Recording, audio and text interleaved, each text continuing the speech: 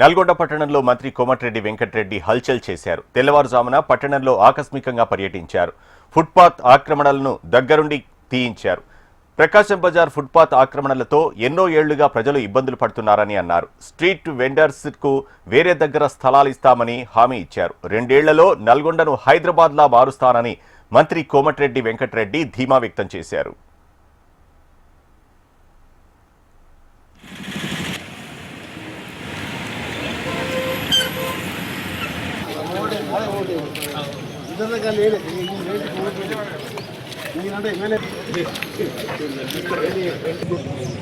దీని నుంచి half kilometre మీరు ఆ బండ్లకు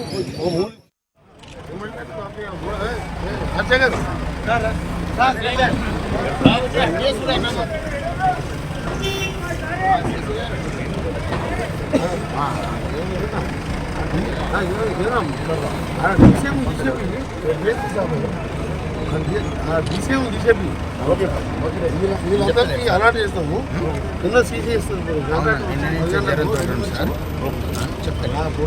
రాఘవ అప్పుడు డిఎన్ఎడ్ వాళ్ళు వస్తుంది మొత్తం సీసీ చేస్తూ సాయంత్రం రేపటి వరకు ట్రై అవుతుంది. దాన్ని హండే పెట్టాలి. ఇంకో బండి కూడా ఇక్కడ ఆగదు.